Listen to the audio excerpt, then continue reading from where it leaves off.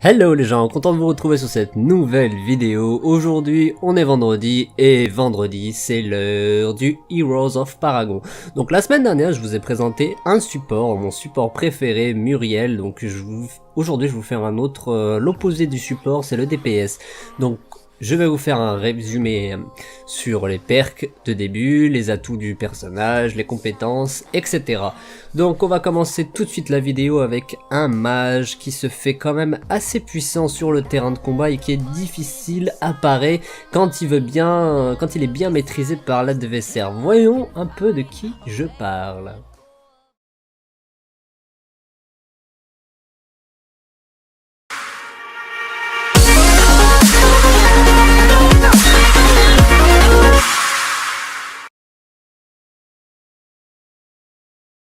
Donc aujourd'hui j'ai choisi de parler de Gideon, le mage, le DPS, le bourrin de service. Donc Gideon qui est un personnage assez clé quand même sur une bataille, qui peut vraiment faire changer le cours de la bataille quand il est bien maîtrisé. Donc ce mage qui est en dégâts énergétiques.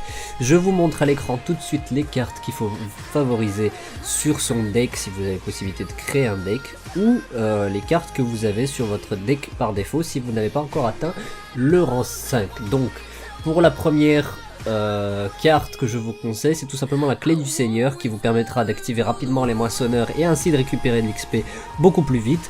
Donc à vous de choisir, c'est vraiment mon conseil. Vous pouvez bien entendu changer de carte, choisir une autre carte, mais c'est celle que je conseille principalement dès le début.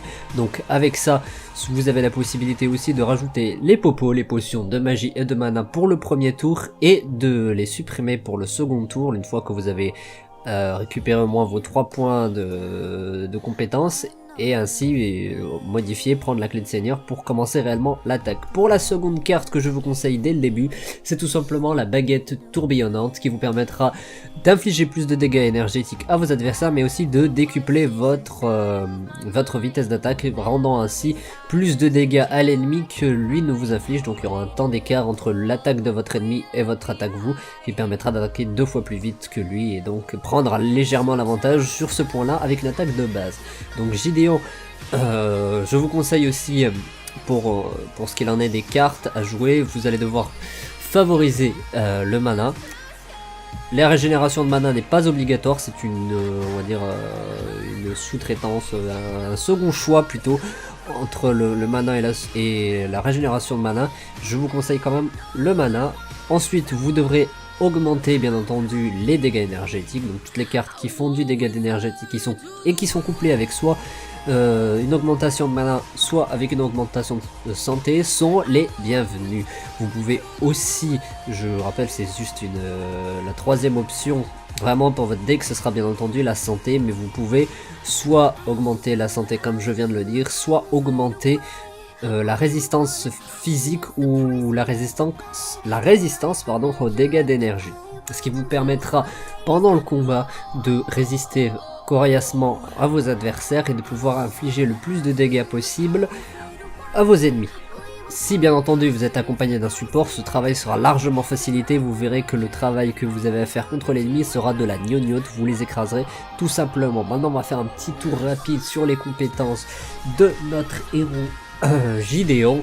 Donc sa première attaque, il lance la touche carré, qui lance une énorme météorite sur ses ennemis, est assez sympa pour le début. Ce sera la première compétence qu'il faudra choisir pour pouvoir éliminer le maximum de minions. Donc l'attaque dont je vous parle, c'est Faille Cosmique, qui fait tomber des météores du ciel, infligeant 100 points de dégâts énergétiques, dégâts d'énergie pendant 2 secondes, qui augmentera bien entendu lorsque vous augmenterez vos dégâts d'énergie.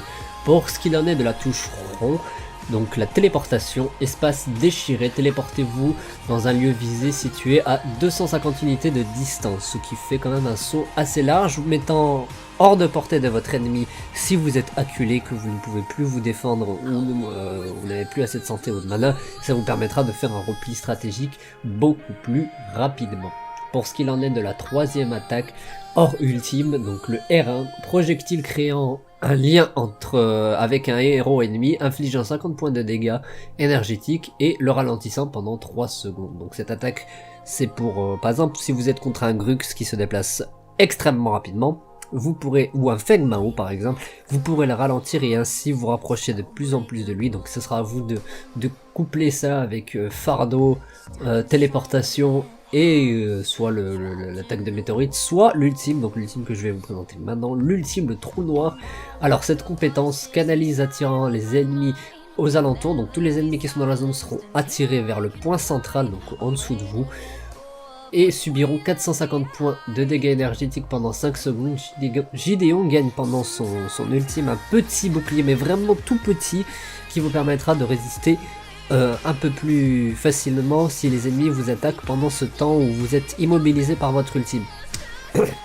Je ne vous conseille pas de jouer sur la défense que le trou noir vous propose parce que c'est vraiment infime. Si vous avez un Muriel avec vous, ou un Decker, bof. Non, vraiment, si vous avez un Muriel avec vous, vous pourrez faire un joli massacre. Donc, utiliser les buffs de défense, d'augmentation de défense de Muriel pour pouvoir sauter dans le tas en mode j'en ai rien à foutre et faire un gros massacre.